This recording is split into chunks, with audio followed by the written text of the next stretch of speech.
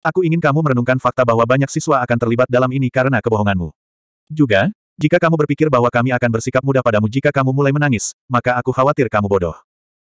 Kamu seharusnya malu dengan dirimu sendiri. Sakagami Sensei dan murid-muridnya pergi, meninggalkan kata-kata itu menggantung di udara. Murid-murid kelas C berulang kali mengeluh bahwa kebohongan saksi terlalu jauh di jalan keluar, hampir seolah-olah mereka ingin Sakura mendengarnya.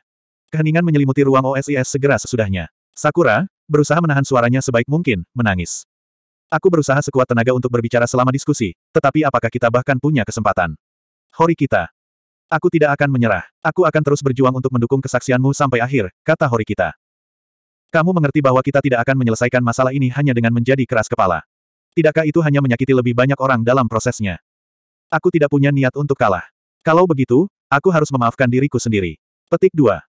Dengan itu, Horikita berbalik dan pergi. Sudou mengikuti. Aku meninggalkan ruang OSIS bersama Sakura. Aku minta maaf, Ayano Kouji-kun.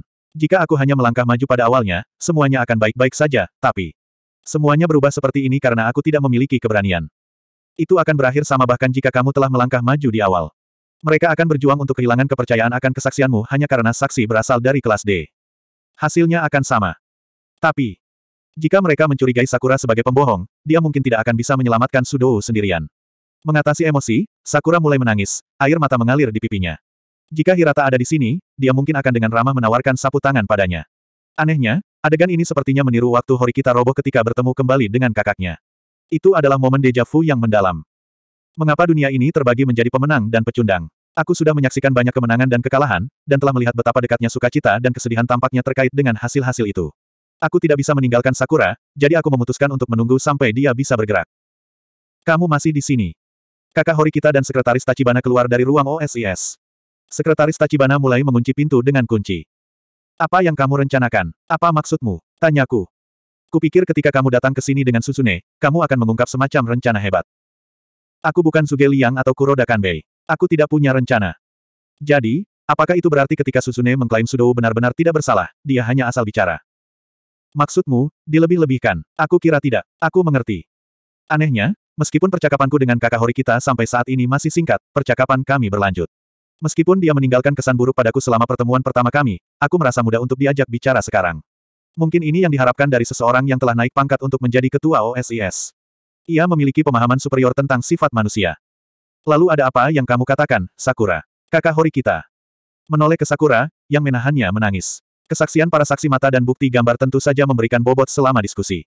Namun, harap diingat bahwa seberapa besar kami menghargai bukti ditentukan oleh seberapa besar kami percaya pada kepercayaannya. Apapun yang kamu lakukan, kepercayaanmu bukti berkurang karena kamu adalah siswa kelas D. Tidak peduli seberapa detail pernyataanmu, kami tidak dapat menerimanya sebagai 100% benar. Pada dasarnya, dia menyebut Sakura pembohong. Aku hanya mengatakan yang sebenarnya. Jika kamu tidak bisa membuktikannya, maka itu lebih dari omong kosong. Sakura menundukkan kepalanya dengan frustrasi, menangis sekali lagi. Aku percaya padanya. Aku percaya kesaksian Sakura, kataku. Karena dia siswa kelas D, wajar saja kalau kau ingin mempercayainya. Aku tidak mengatakan bahwa aku ingin percaya padanya. Aku bilang aku percaya padanya. Itu bermakna berbeda. Petik 2. Jadi bisakah kamu membuktikannya? Bisakah kamu membuktikan bahwa dia tidak berbohong? Itu tidak terserah padaku. Adikmu akan membuktikannya. Jika Sakura tidak berbohong, maka dia akan menemukan cara untuk meyakinkan semua orang. Kakak Horikita tertawa kecil, lalu tersenyum, seolah menyarankan hal seperti itu tidak bisa dilakukan. Setelah kakak Horikita dan Tachibana pergi, aku mendekati Sakura, yang masih tidak bisa bergerak. Ayolah, angkatlah kepalamu, Sakura. Tidak ada gunanya menangis selamanya. Tapi, itu semua salahku.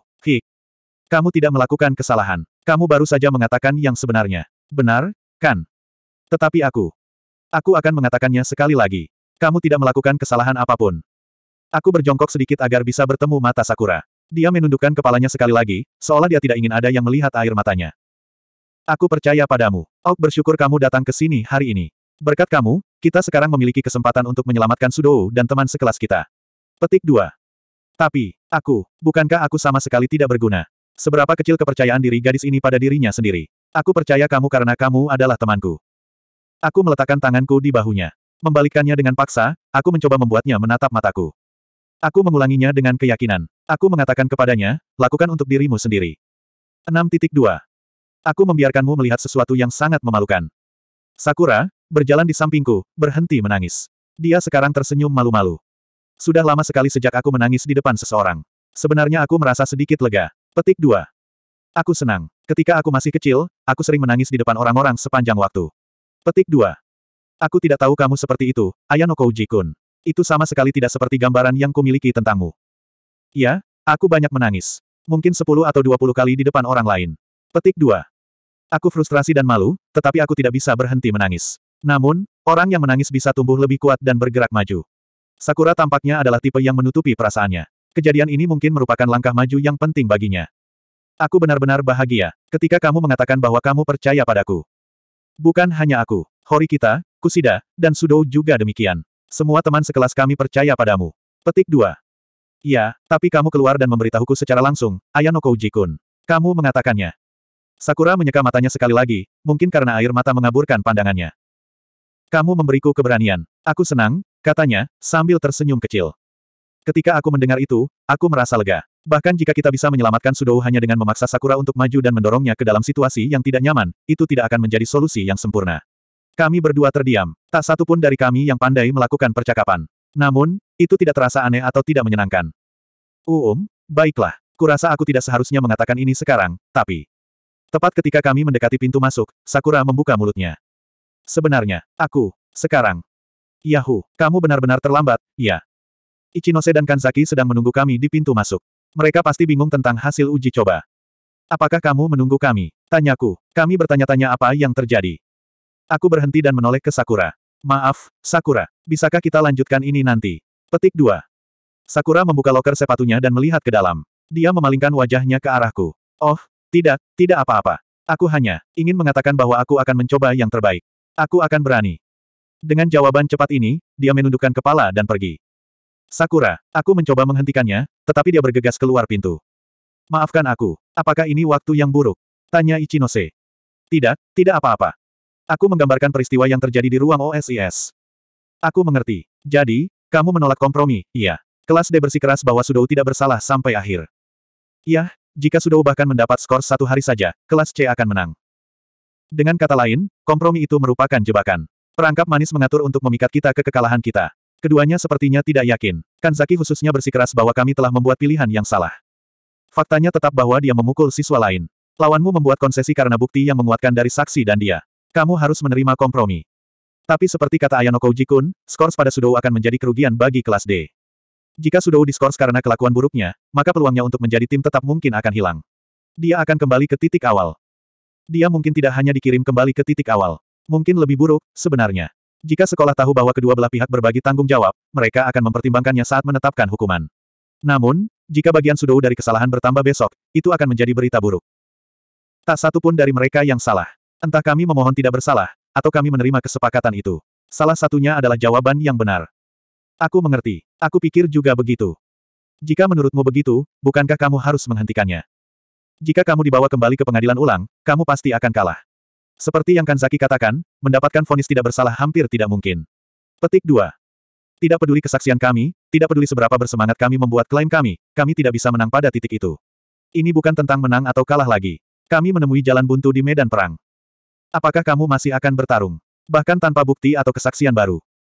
Pemimpin kami memberi kami keputusannya. Kami akan berjuang sampai akhir. Horikita tidak bodoh. Dia sudah cukup tahu bahwa ekstensi ini bukan kemenangan. Namun dia masih membuat pilihan untuk maju terus, berniat untuk terus maju. Bahwa kelas D siap menghadapi kesulitan di depan adalah bukti kesiapan kami.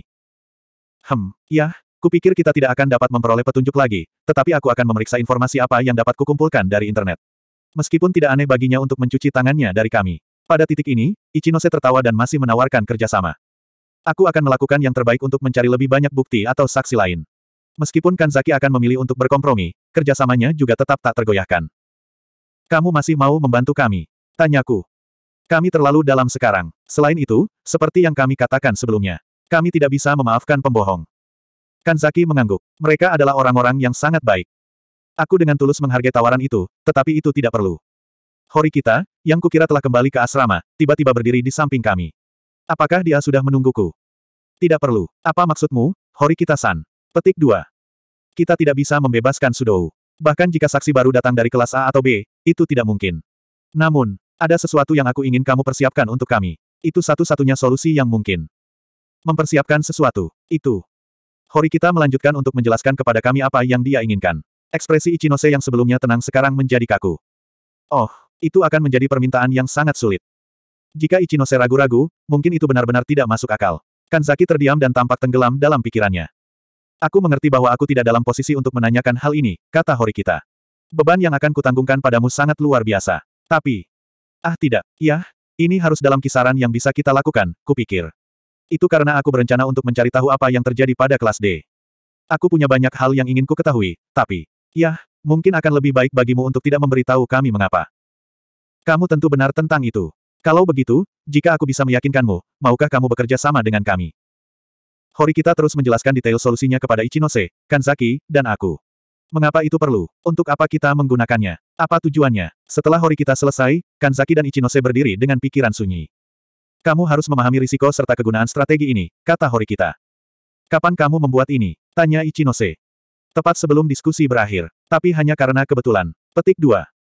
Itu, langkah luar biasa. Aku pergi ke TKP dan bahkan aku tidak memikirkannya. Atau, kukira aku harus mengatakan, aku sepenuhnya gelap tentang hal itu.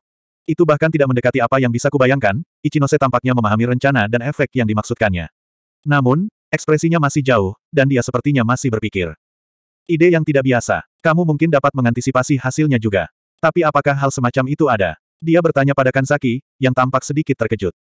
Mungkin itu bertentangan dengan etika dan moralmu, Ichinose. Haha, ya, kamu mungkin benar. Ini perubahan bagiku. Tapi, itu pasti salah satu cara untuk melakukan sesuatu. Ya, itulah yang kupikirkan juga. Itu adalah sesuatu yang seharusnya tidak pernah dilakukan. Apakah mereka akan membantu kita? Ada kebohongan yang dimasukkan ke dalam strategi ini. Untuk seseorang seperti Ichinose, yang benci berbohong, itu adalah permintaan yang keras. Ya, karena sebuah kebohongan memulai semua masalah ini, mungkin akan lebih baik jika kita menutup buku tentang insiden ini. Lagi pula itulah yang kupikirkan. Begitu. Mata dengan mata, dusta dengan dusta, iya. Tetapi mungkinkah itu mungkin? Aku tidak bisa membayangkan hal seperti itu akan mudah didapat. Jangan khawatir tentang bagian itu. Aku sudah mengkonfirmasinya, kata Horikita. Apakah dia segera meninggalkan ruang OSIS untuk memastikan apakah mungkin mengumpulkan bukti yang dia butuhkan atau tidak? Jika kamu meminta profesor untuk membantu kami, itu pasti baik. Aku akan berbicara dengannya. Horikita mengangguk sedikit. Dia tampaknya tidak keberatan. Hei, Kanzaki-kun, apakah kamu membantu kami sehingga kami dapat melampaui kelas C? Iya, betul. Tapi aku hanya berpikir, mungkin apa yang kita lakukan sekarang mungkin akan kembali menggigitmu nanti. Itu bisa terjadi. Kawan, aku benar-benar lalai menghitung fakta bahwa kelas D punya gadis sepertimu. Ichinose, setelah memuji Horikita, mengeluarkan ponselnya dengan ekspresi sedikit heran. Aku akan meminjamkan ini padamu. Tolong kembalikan nanti. Dengan itu, dia menegaskan kesediaannya untuk membantu. Tentu, aku berjanji. Horikita, berterima kasih atas bantuannya, menerimanya tanpa ragu-ragu. Baiklah, Ayano Kouji-kun, ada sesuatu yang aku ingin kamu bantu. Jika itu bukan sesuatu yang benar-benar menyusahkan, tentu saja. Aku akan membantu. Membantu orang lain pada dasarnya menyusahkan dan menghabiskan waktu. Dengan kata lain, aku perlu mempersiapkan diri.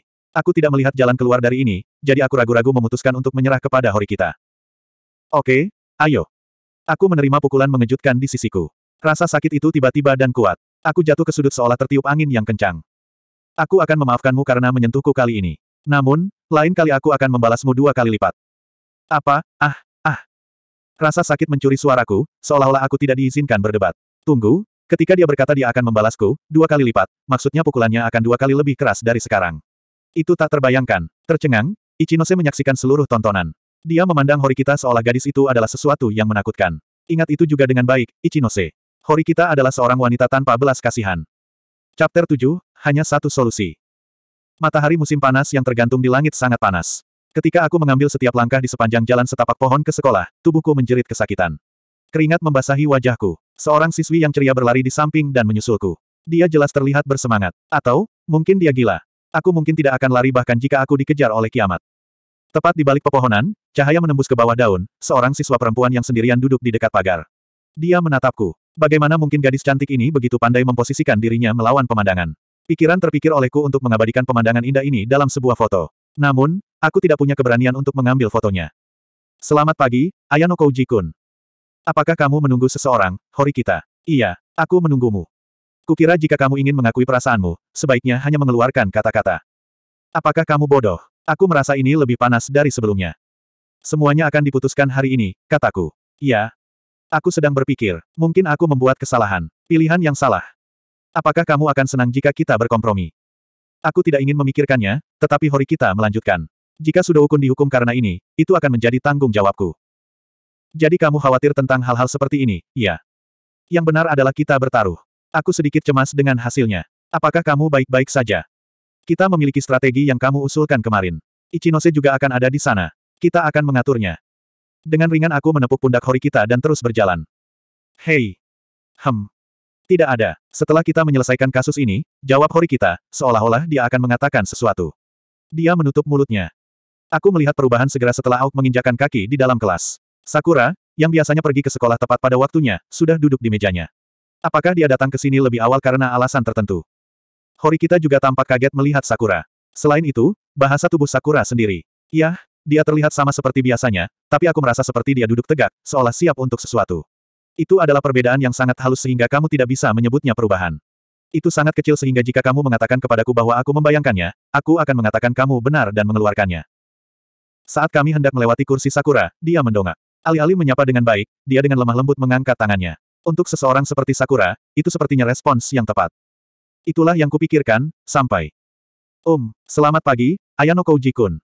Horikita-san, selamat pagi.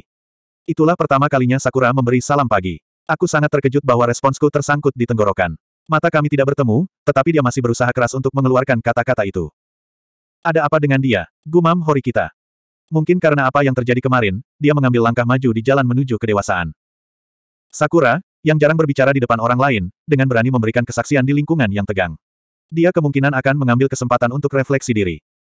Orang tidak mudah berubah. Mencoba mengubah diri sendiri sebenarnya tidak mungkin, pernyataan Horikita yang singkat namun realistis ini menghancurkannya. Gambar indah yang saya buat. Karena saya sendiri bukan idealis, saya pikir Horikita sebagian besar benar. Tidak ada perbedaan besar antara Sakura hari ini dan kemarin. Namun, tentu tidak benar untuk mengatakan bahwa dia persis sama. Untuk berubah, pertama-tama dia harus berpikir tentang mengubah dirinya sendiri. Dia harus mau berubah. Tidak salah lagi. Selama dia tidak berlebihan, aku pikir itu akan baik-baik saja, kata Horikita. Berlebihan. Jika dia mencoba melakukan apa yang belum mungkin dilakukan untuk orang seperti dia hanya akan membuat dirinya gagal. Ada kekuatan misterius namun meyakinkan untuk kata-kata Horikita, hampir seolah-olah dia berbicara dari pengalaman. Yah, sebagai penyendiri yang mencintai kesendiriannya, kamu sangat persuasif tentang topik ini. Apakah kamu ingin mati untuk selamanya? Mungkin dia tidak datang dari kesendirian, tetapi dari neraka. Aku mengamati Sakura dari kejauhan. Dia belum dalam kondisi di mana dia bisa dengan mudah menyapa siswa lain. Seperti yang kuharapkan, dia tidak secara spontan menjadi ramah. Akankah lebih baik jika dia tidak memaksakan diri? Pasti, dia biasanya tidak berbicara dengan siapapun, tetapi dia memberi kami salam. Apa yang orang lain anggap sebagai tindakan sepele adalah ketegangan mental dan fisik yang luar biasa pada Sakura. Sulit untuk berpikir bahwa ini tidak akan berpengaruh padanya. Kemudian lagi, dia mungkin terbelah di jahitan jika dia mencoba memaksa dirinya untuk berubah terlalu banyak. Kita harus berhati-hati dengan bagaimana kita menjalankan strategi kita. Butuh sekitar 30 menit untuk memulai diskusi. Aku berdiri dan mulai meninggalkan ruang kelas, menuju untuk bertemu seseorang di tempat pertemuan tertentu. Sebelum aku pergi, aku memutuskan untuk berbicara dengan Sakura. Sakura, apakah kamu kembali sekarang? Tanyaku ketika dia bersiap untuk pergi. Ayano Kouji-kun, kami akan diadili hari ini. Aku tidak ikut, kataku padanya bahwa aku harus melakukan pekerjaan sepele di belakang layar. Aku mengerti, gumamnya. Sakura mengarahkan matanya ke bawah, seolah ada sesuatu di benaknya. Dia tampak agak aneh, seperti dia gugup. Seolah-olah dia tidak bisa tenang. Ada yang salah. Hah? Sakura, kamu tidak perlu bersaksi hari ini. Tidak perlu bagimu untuk begitu marah, bukan? Sakura tampak berkeringat. Itu karena semua orang melakukan yang terbaik. Kupikir aku akan melakukan yang terbaik juga. Rasanya seperti dia mengatakan itu pada dirinya sendiri, bukan kepadaku. Apa yang kamu pikirkan? Tanyaku. Yah, jika ada sesuatu yang kubutuhkan untuk bergerak maju. Aku akan melakukannya. Meskipun aku bertanya apa yang dia pikirkan, Sakura tidak akan memberikan jawaban yang jelas. Aku ingin bertanya mengapa dia tampak gelisah, tetapi telepon di sakuku bergetar. Alarmku memberi tahuku waktu. Aku tidak bisa tinggal lebih lama. Sampai nanti, Ayano Kouji-kun. Kata-kata Sakura dan senyum cerah tampak sangat berbeda darinya. Itu meninggalkanku dengan perasaan yang tidak menyenangkan. Hei, Sakura, apakah kamu punya waktu nanti? Aku ingin berbicara denganmu tentang sesuatu. Petik 2. Kata-kata itu terasa seperti ditekan keluar dariku. Sakura dengan lembut menggelengkan kepalanya. Aku punya rencana hari ini. Mungkin besok. Jika dia meyakinkanku bahwa dia baik-baik saja, aku tidak bisa terus membantahnya. Aku benar-benar harus pergi. Aku berbalik membelakangi Sakura dan pergi. Itu lewat pukul 15.40. Dengan kelas yang berakhir hari itu, aku pergi ke gedung khusus. Tempat ini menjadi semakin panas dan lembab seiring berlalunya musim panas. Jika semuanya berjalan sesuai rencana, maka orang yang kuharapkan akan segera tiba. Tak lama kemudian, 3 pria muncul, semua menggerutu tentang betapa panasnya itu. Namun, mereka tampak bahagia, dengan ekspresi optimis.